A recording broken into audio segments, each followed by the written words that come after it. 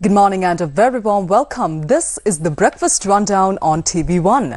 I'm Therunee Karunaratne. We're coming to you live and direct from our Newsfirst studios here in Colombo.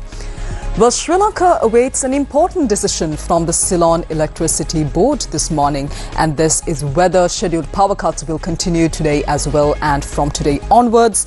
We also have details this morning about several important government decisions. News overseas on the Breakfast Rundown this morning concern Indian Prime Minister Narendra Modi's visit to France and immediately to the United States right after. You can stay tuned with us for the news in detail. Let's move on to the top local news item this morning. On Sunday, Sri Lanka, as we all know, faced a nationwide power outage that lasted for about 5 hours, and then the Ceylon Electricity Board said that the national grid, however, was restored, and on Monday and Tuesday there were scheduled power cuts of 1.5 hours after dividing the island into 4 zones, and the CEB said that this was to manage the power supply in the country. They also said that yesterday, which was a poor day, there would be no scheduled power cut, and that a decision would be announced later on as to whether these scheduled power cuts will continue. Now, the CEB says that the decision whether the scheduled power cuts will continue from today onwards and today will be announced this morning. Media spokesperson for the CEB, Dhammika Vimalaratne, said that steps will be taken to manage power cuts in a way that does not disrupt the lives of the general public.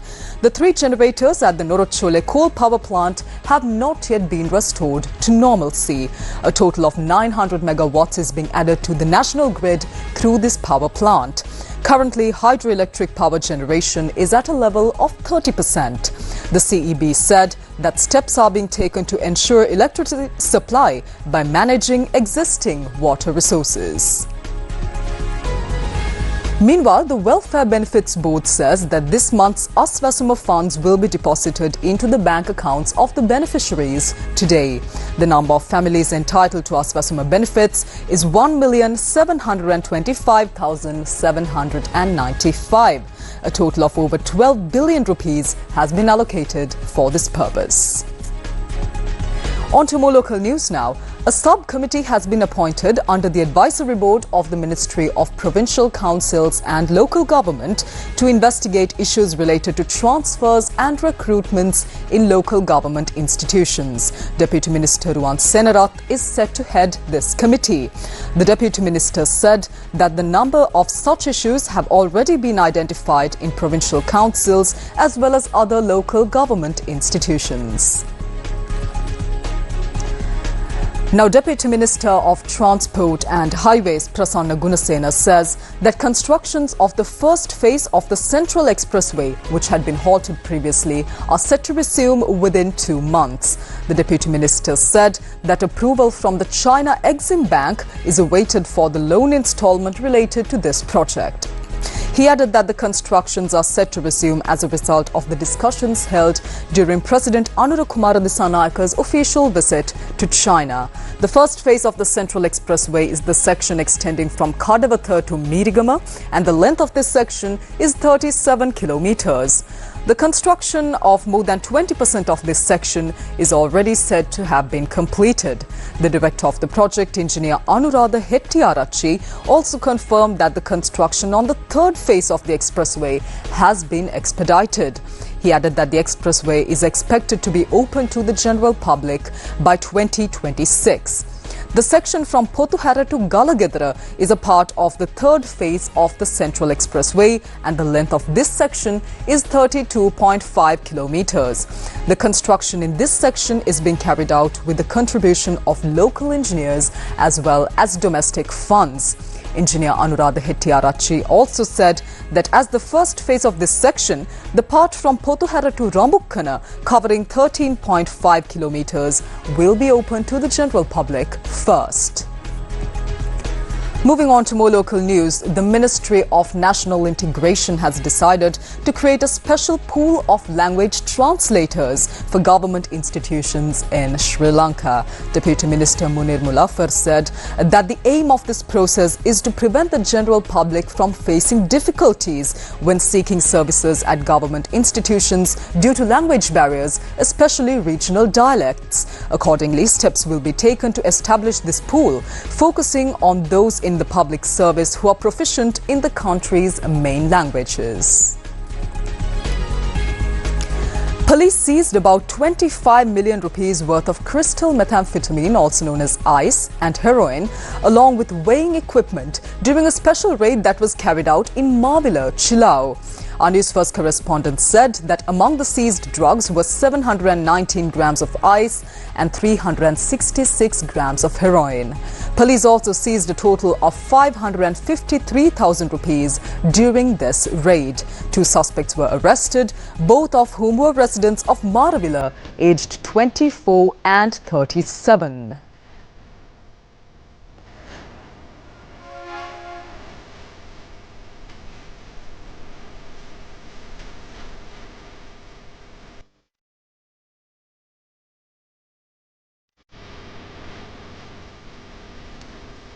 Meanwhile, a Chinese national involved in the illegal production of alcohol has been arrested by officers from the Vallampitia police.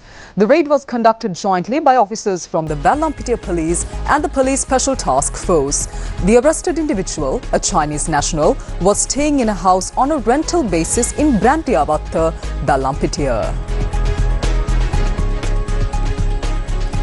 Let's move on to another local news item now. Police say that a fire broke out in a forest in Unugala, Mathale last night and that it has been contained by now. Our Newsfirst correspondent said that the police worked together with the local residents to put out this blaze.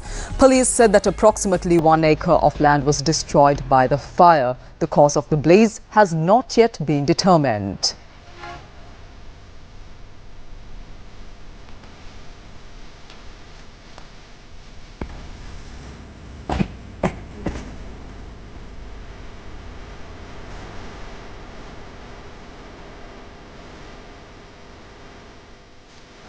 On to the weather update this morning. The Met Department says that mainly fair weather will prevail over most parts of the island. A cold weather can be expected over most parts of the island during the morning. There is a possibility of ground frost at some places in the Nuwara area district during the early hours of the morning as well.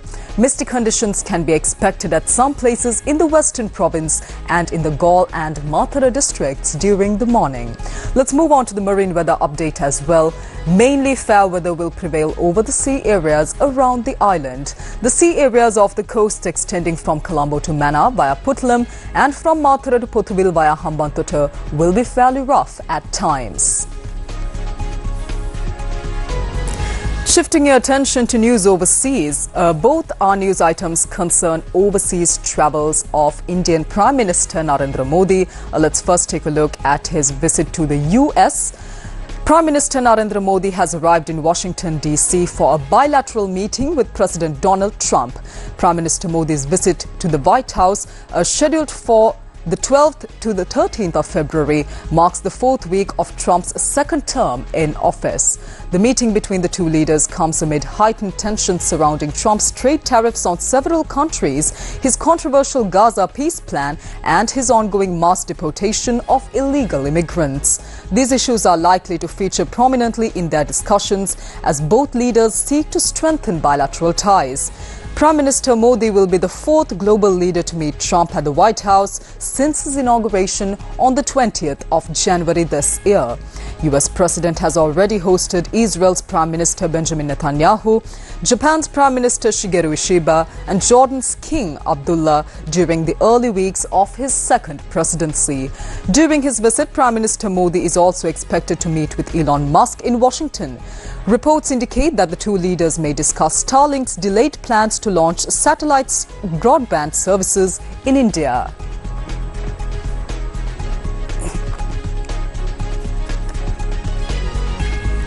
Meanwhile, French President Emmanuel Macron and Indian Prime Minister Narendra Modi visited southern France with a packed schedule on Wednesday, fostering a relationship that Paris sees as an alternative to great power rivalries. India and France also adopted a roadmap for cooperation regarding AI and concluded 9 other agreements, including 3 to boost civil nuclear cooperation, as Prime Minister Narendra Modi and President Emmanuel Macron held bilateral talks, reaffirming their strong commitment to the strategic partnership between the two countries. Macron took Modi for dinner in the picturesque southern town of Cassis on Tuesday, before Wednesday's visit to the Mediterranean coast and France's second biggest city, Marseille. They began the day with homage to Indian soldiers who died in France during the First World War at the military cemetery south of Marseille. They then inaugurated India's new Consulate General in Marseille, an event that drew a small crowd of cheering Indians. Then it was time for business with a visit to global sea freight company CMA-CGM. Both leaders have been discussing a project called the India-Middle East-Europe Economic Corridor, or IMEC, a railway and maritime corridor between India and Europe via the Middle East, destined to rival China's Belt and Road Initiative. At the end of the French-Indian Business Forum, Macron had already praised IMEC as a fabulous catalyst for concrete projects as well as investment. Paris also hopes to sell billions of dollars worth of fighter jets to India's Navy, as well as submarines of the Scorpion class. Macron is also aiming for increased cooperation with India in the nuclear energy sector, notably with the development of small modular reactors. Well, that's a wrap of this morning's edition of the Breakfast Rundown on TV1. I'm Therunee Karunaratne. Do join us once again tomorrow morning at 7 a.m. as well for more of the very latest from here at home and around the world. Take care. Have a wonderful day ahead.